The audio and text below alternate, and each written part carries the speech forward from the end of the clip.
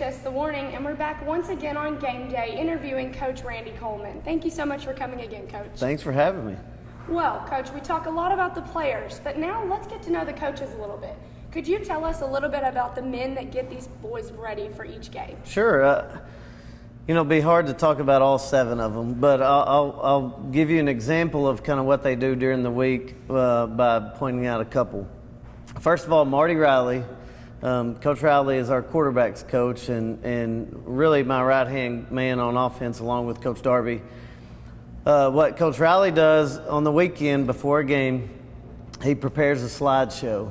And the slideshow will present basically to the quarterbacks and to the other coaches the different fronts, coverages, and things that our opponent's going to do that week. Now, typically, and those who know Coach Riley well, he's very good at what he does.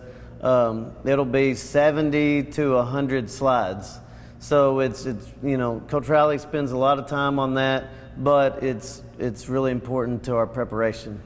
And then let's flip to the other side of the ball, and you've got Gunnar Wilbanks, who's the defense coordinator, along with Wade Brown, who's D-line, Luke Brewer, who's outside linebackers / DNs, and Steve Thompson, who's secondary.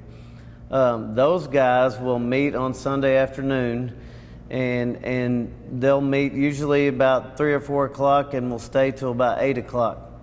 And during that time, they'll have already broken down our past game, so the last Friday night's game, but they'll basically go play by play and break down everything that our upcoming opponent's going to do to see tendencies.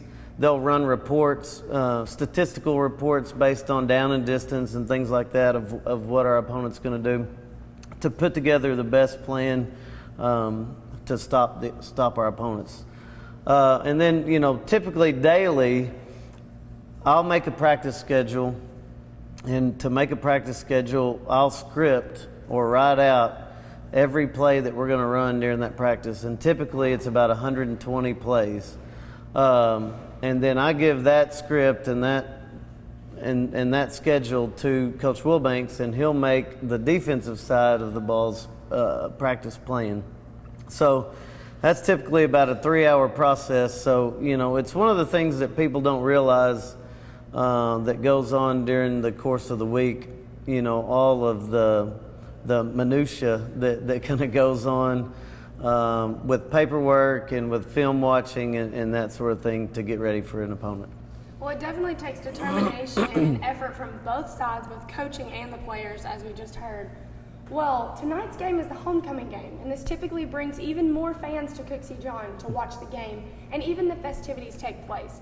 How are you planning to keep your guys focused until after the game? Well, really, I think you lose focus probably leading up to it, but when you go out there to warm up, and especially when the ball's kicked off, there's no problem, focusing everybody on what you're supposed to do. So that's not really a concern. The only concerns we have during the course of the week is with all the festivities going on, the guys are going to be out and about a little bit more, and you just worry about car accidents and things like that. But we're excited. I mean, the homecoming crowd is always really good. You'll usually have 3 or 4 classes that are having their reunion. There's one class, I think it's the class of 92, that is celebrating their 25th year. And I know this because I was in the class of 92. And so that'll be fun just for me personally, that a lot of my classmates who live out of town or don't come to games very often will be there. So that'll be fun. But, we love having those different groups for the homecoming game. Well, just a little extra motivation for tonight's game. But, Coach, we had a huge win against Mountain Home last week. On all sides of the ball, we seemed to settle into our positions and really look like we were rolling.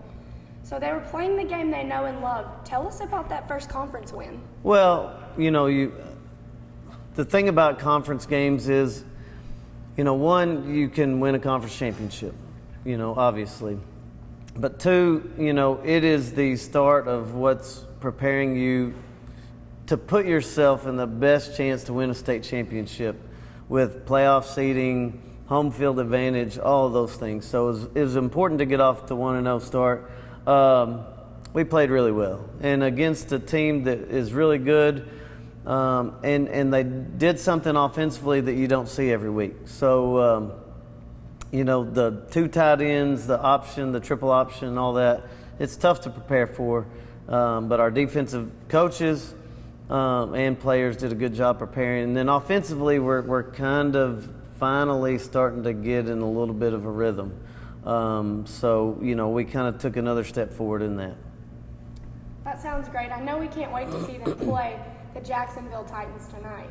Well, we had quite a few standouts against the Mountain Home Bombers. So could you please tell us a little bit about the guys and how they impact the team, not only during a game, but on the daily basis?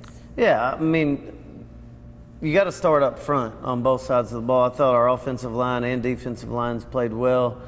We ran the ball efficiently, and we passed for a high percentage. Didn't pass for a lot of yards, but it was enough to soften the defense in order to run the ball. We really didn't get a lot of snaps offensively, but we scored points. So that's what you're going for, and that all starts with the offensive line. I thought Noah Gatlin continues to play really well. Darius Thomas had his best game. Colton Rogers, Stephen Valero, Ryan Amador, all of those guys played well. Defensively, our defensive line played really well, and you have to have that against a team that's run-oriented. So they did a good job, and hopefully we'll get more of that tonight because we're going to need it. Absolutely. Well, the O-line showed up just as you were saying. AJ went 7 for 10 with no interceptions and 2 touchdowns, while Tyson passed for 50 yards and rushed for 46. Not only that, but Daniel Johnson went 7 for 107 on the ground. So what were the changes made this week to see that big improvement? Really, there weren't any changes. If anything, we scaled back a little bit. We ran one offensive play. We repeated it probably 15 times. Now, we can do it from different formations, so the appearance of it is different. But I think the one thing that stood out for me offensively is that the quarterbacks ran the ball really well. With both of them running, they ran, the position ran for over 100 yards, and that doesn't happen very often. So just really proud of them. Daniel continued to be Daniel. And then the receivers did a good job of making plays. Tate Lutz caught a touchdown pass. Deshaun Fountain probably had his best game at receiver. Jeremiah Tobar continues to improve. And then both of our tight ends, Jake Slayton and Charles Mabry, caught passes. So everything we kind of expect and hope for in a game. Well, what was expected and hoped for looked really, really good. But not only the offense looked good, the defensive line dominated the game, allowing linebackers to really clean up. Kevin had a heck of a night and really camped out in the Mountain Home backfield, I would say. He had 2 tackles for loss and 2 out of the 3 game sacks. Can we look for that same defense tonight? Well, we're going to need it. But yeah, Kevin Pointer had a great game.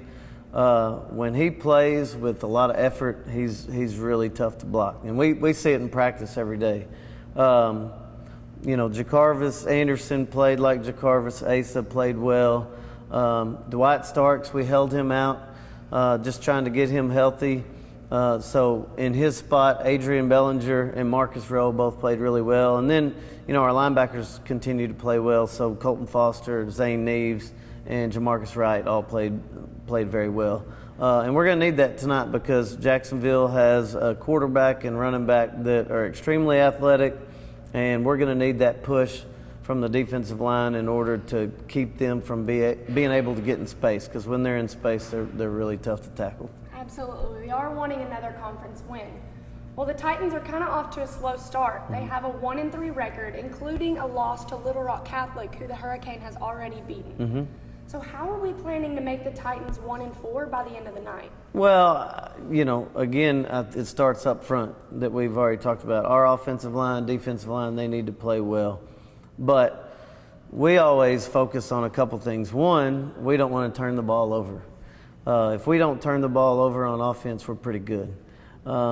Defensively, we just got to limit what the quarterback's going to do to us. And now, his name's H.D. Martin.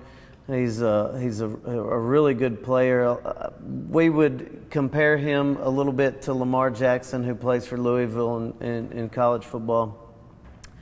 Really good runner, but can throw it well enough to beat you. And he's probably best when the play breaks down. So if he's allowed to get out in space and scramble around, he can make a lot of big plays. So we've got to do a good job, defensive line, of keeping him from getting outside the pocket or being able to scramble, because when he does, he's really good. So, if we do those things, take care of the ball, kind of contain Mr. Martin there, number 3, we're going to put ourselves in a position to be in it in the fourth quarter, and that's all we ever want. Absolutely. Well, I know we're going to have a packed out stadium at Cooksey John, and I know that's exciting for the football team, the cheerleaders, the dancers, all of us. We would love for you to come out at 7 tonight to watch the game and watch us take on the Jacksonville Titans. Good luck tonight, Coach, in your game. Thank you, Izzy.